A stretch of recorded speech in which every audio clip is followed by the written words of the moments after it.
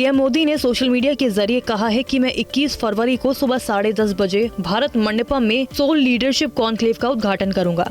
ये बेहद खुशी की बात है कि मेरे मित्र और भूटान के पीएम शेरिंग तोब्गे अपनी मौजूदगी से कॉन्क्लेव की शोभा बढ़ाएंगे। सम्मेलन राजनीति, खेल, कला और मीडिया, कारोबार और सामाजिक क्षेत्रों के लिए प्रमुख मंच के रूप में काम करेगा। केंद्रीय गृह मंत्री अमित शाह ने असम राइफल्स के आयोजित यूनिटी उत्सव में बड़ी अपील की है।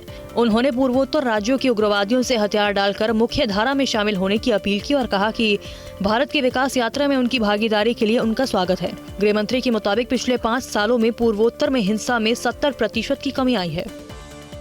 दिल्ली में मंत्रियों के विभागों का बंटवारा हो गया है। सीएम रेखा गुप्ता ने अपने पास वित्त, राजस्व और विजिलेंस सहित कई विभाग अपने पास रखे हैं। परवेश वर्मा को पीडब्ल्यूडी सहित कई विभाग मिले हैं। आशीष सूद को गृह, शहरी विकास सहित कई जिम्मेदारी मिली है। मनजिंदर सिंह सिरसा को उद्योग सहित कई विभाग मिले। रविंद्र सिंह इंद्राज को समाज कल्याण सहित कई विभाग मिले हैं। कपिल मिश्रा को विधि न्याय, श्रम रोजगार विभागों की जिम्मेदारी मिली है। डॉक्टर पंकज कुमार सिंह को स्वास्थ्य और परिवहन विभाग मिले हैं। मुख्यमंत्री रेखा गुप्ता की अगुवाई में हुई दिल्ली कैबिनेट की पहली बैठक में आयुष्मान भारत योजना लागू करने का फैसला लिया गया। इसके तहत दिल्ली सरकार 5 लाख और केंद्र सरकार 5 लाख रुपए की सहायता देगी। इसके अलावा सीएजी की 14 लंबित रिपोर्टों को विधानसभा में पेश करने का प्रस्ताव भी पारित किया गया। मुख्यमंत्री के रूप में अपने कार्यकाल के पहले दिन ही रेखा गुप्ता और उनके सभी कैबिनेट सहयोगी दिल्ली के यमुना के वासुदेव घाट पहुंचे और यमुना आरती की। आरती के बाद सीएम रेखा गुप्ता ने कहा कि यमुना की सफाई दिल्ली सरकार की पहली प्राथमिकता है। अगले 3 साल में यमुना को साफ करने की रणनीति बनाई गई है। लोकसभा में नेता प्रतिपक्ष राहुल गांधी ने केंद्र सरकार पर वास्तविक मुद्दों से ध्यान भटकाने और पूंजीपतियों को बढ़ावा देने का आरोप लगाया। उन्होंने कहा कि नफरत में डूबा देश कभी तरक्की नहीं कर सकता। उनके मुताबिक लोगों से नफरत को स्वीकार न करने की अपील करते हुए कहा कि भारत हमेशा प्रेम का देश था और रहेगा। बीएसपी प्रमुख मायावती ने लोकसभा में नेता प्रतिपक्ष राहुल गांधी के चुनावी समझौते करने वाले बयान का जवाब दिया। उन्होंने कहा कि कांग्रेस का चरित्र अंबेडकर विरोधी है। जब भी कांग्रेस जैसी जातिवादी पार्टी के साथ चुनाव लड़ा तो बीएसपी हमेशा घाटे में रही। इससे पहले राहुल गांधी ने कहा था कि अगर हम मिलकर चुनाव लड़ते तो बीजेपी कभी नहीं जीत पाती। प्रयागराज में महाकुंभ में लगातार श्रद्धालुओं के आने के चलते एक बार फिर जाम के हालात नजर आए। गुरुवार को लाखों की संख्या में श्रद्धालुओं के आने की वजह से फिर से पूरे शहर और हाईवे पर लंबा जाम लग गया। लोग करीब 3 घंटे तक लगे इस जाम में फंसे रहे। पूरे इलाके में गाड़ियां धीरे धीरे रेंगती नजर आई। हालांकि इस दौरान ट्रैफिक पुलिस के कर्मचारी हालात को काबू करते नजर आए। टीम इंडिया ने शुभमन गिल के शतक की मदद से बांग्लादेश को चैंपियंस ट्रॉफी के अपने पहले मुकाबले में 6 विकेट से हरा दिया है। भारतीय गेंदबाजों ने शानदार प्रदर्शन करते हुए बांग्लादेश को 49.4 ओवर में 228 रन पर रोक दिया। जवाब में भारतीय बल्लेबाजों ने 46.3 ओवर में 231 रन बनाकर मैच जीत लिया। भारतीय टीम ने इस तरह चैंपियंस ट्रॉफी में अपने अभियान का आगाज जीत से किया है। मुंबई के गोरेगांव ईस्ट इलाके में लगी आग में कई झुग्गियां जलकर खाक हो गई। जब तक आग पर काबू पाया जा सका तब तक कई झुग्गियां जल चुकी थी। राहत की बात यह रही कि आगजनी में किसी के हताहत होने की खबर नहीं है। आग लगने का कारण अब तक सामने नहीं आया है। पुलिस ने मामले की जांच शुरू कर दी है। मुंबई के आर्य कॉलोनी में फिल्म सिटी के गेट के पास लगी भीषण आग की चपेट में आने से 2 दर्जन से ज्यादा झोपड़ियां जलकर खाक हो गई। शुरुआती जांच में खुलासा हुआ कि 6 सिलेंडर आग की चपेट में आकर ब्लास्ट हो गए। सूचना मिलते ही पहुंची फायर ब्रिगेड की कई गाड़ियों ने घंटों की मशक्कत के बाद आग पर काबू पाया। हादसे में किसी के हताहत होने की खबर नहीं है। यूपी के इटावा में हुए सड़क हादसे में 4 लोगों की मौत हो गई, जबकि एक की हालत गंभीर बनी हुई है। हादसा बाइक युवकों को किसी अज्ञात वाहन ने टक्कर मारने की वजह से हुआ।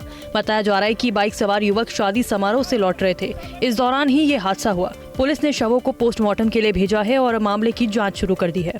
महाराष्ट्र के सीएम देवेंद्र फडणवीस और डिप्टी सीएम एकनाथ शिंदे को झूठे केस में फंसाने की साजिश मामले में जांच कर रही एसआईटी ने बीजेपी विधायक प्रवीण दरेकर का बयान दर्ज किया। प्रवीण दरेकर ने ही ये मामले विधान परिषद में पॉइंट ऑफ इन्फॉर्मेशन के तहत उठाया था। उसके बाद इस मामले की जांच के लिए ठाणे पुलिस ने एफआईआर दर्ज की थी। मुंबई के पार्क साइड इलाके की एक झोपड़पट्टी से डीआरआई की टीम ने छापेमारी कर नकली नोट छापने वाली गिरोह का भंडाफोड़ किया। छापेमारी के दौरान मौके से कंप्यूटर, प्रिंटिंग मशीन के अलावा 50 रुपए की कुछ नकली करेंसी बरामद की गई। पुलिस पकड़े गए शख्स से पूछताछ कर पता लगाने में जुटी है कि उसके साथ कौन कौन शामिल है और नकली नोट कहां सप्लाई किए जाते हैं। मध्य प्रदेश के भोपाल में शादी के रिसेप्शन से पहले दुल्हन पर 10 लाख के जेवर लेकर अपने प्रेमी के साथ फरार होने का आरोप लगा है। जांच में सामने आया है कि रिसेप्शन हॉल के बाहर एक कार खड़ी थी जिसमें 3 युवक पहले से ही बैठे हुए थे। लोगों के मुताबिक उसी कार में बैठकर दुल्हन भाग गई। पुलिस आरोपी दुल्हन के खिलाफ केस दर्ज कर उसकी तलाश में जुटी है। जम्मू कश्मीर के अनंतनाग में हुई बर्फबारी से लोग काफी खुश नजर आए। अनंतनाग में पेड़ पौधे, घर, पहाड़ी और हर जगह बर्फ की चादर सी बिछी दिख रही है। वहीं बनिहाल में हुई बर्फबारी ने लोगों की परेशानी बढ़ा दी है। सड़क पर बर्फ जमा होने की वजह से गाड़ियां फिसल रही हैं। ऐसे में लोग बेहद धीमी रफ्तार से गाड़ी चलाने को मजबूर हैं। उत्तराखंड के चमोली के औली में भारी बर्फबारी हुई। पूरा इलाका बर्फ से ढका दिख रहा है। सड़क पर 2 फीट मोटी बर्फ की परत जमी है। औली का तापमान -10 डिग्री तक पहुंच गया। रास्ते बंद होने के बावजूद स्नो स्कीइंग के लिए सैलानी औली पहुंच रहे हैं। मसूरी के लाल टिब्बा और 4 दुकान इलाके में बर्फबारी हुई। मौसम विभाग के मुताबिक अगले कुछ दिन बर्फबारी का यह दौर जारी रह सकता है। पिछले साल नवंबर में हुई संबल हिंसा मामले की जांच एसआईटी ने पूरी कर ली है। टीम ने 1000 से ज्यादा पेज की चार्जशीट दाखिल की है, जिसमें सांसद जियाउर रहमान बर्क, सदर विधायक पुत्र सोहेल इकबाल सहित 37 आरोपी नामजद शामिल हैं। चार्जशीट में हिंसा में शामिल लोगों के नाम, भूमिका और सबूतों का विवरण शामिल किया गया है, जबकि 2500 से ज्यादा अज्ञात आरोपियों को शामिल किया गया है। उत्तर प्रदेश के संभल में हिंसा मामले में बड़ा खुलासा हुआ। पुलिस पूछताछ में खुलासा हुआ है कि हिंसा के दौरान वकील विष्णु शंकर जैन को मारने की योजना थी। गिरफ्तार गुलाम ने ये खुलासा पुलिस पूछताछ में किया। गुलाम दुबई में बैठे शारिक साठा के लिए हथियारों की तस्करी का काम करता था। इंडियाज गॉट लेटेंट शो मामले में शामिल एक और आरोपी यूट्यूबर आशीष चंचलानी ने भी सुप्रीम कोर्ट का दरवाजा खटखटाया। आशीष के खिलाफ असम और महाराष्ट्र में केस दर्ज है, जिसको रद्द करने के लिए उन्होंने सुप्रीम कोर्ट का रुख किया है। याचिका पर आज सुनवाई होगी। गुवाहाटी पुलिस ने आशीष चंचलानी, अपूर्वा मखीजा, रणवीर इलाहाबादिया, समय रैना के खिलाफ एफआईआर दर्ज की है।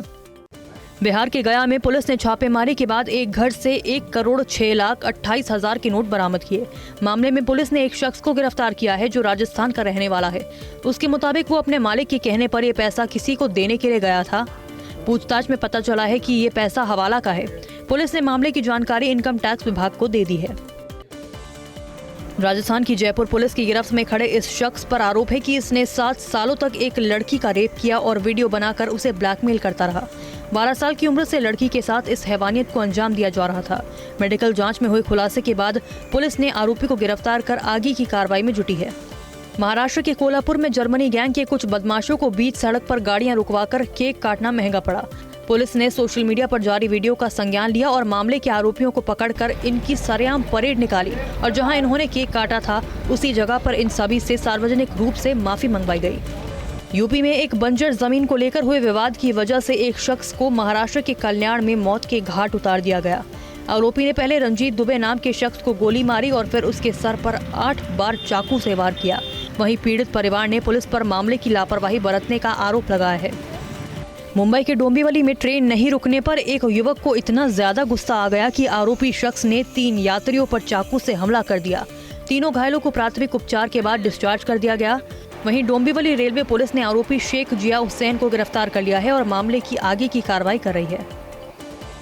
महाराष्ट्र के कोल्हापुर में पकड़े गए एमडी ड्रग्स का गोवा और मुंबई कनेक्शन सामने आया है। पुलिस ने मामले में अंतर्राज्यीय गिरोह के 3 आरोपियों को गिरफ्तार किया, जिनमें एक महिला भी शामिल है। पुलिस के मुताबिक आरोपियों को करीब 1.5 महीने की जांच के बाद गिरफ्तार किया गया।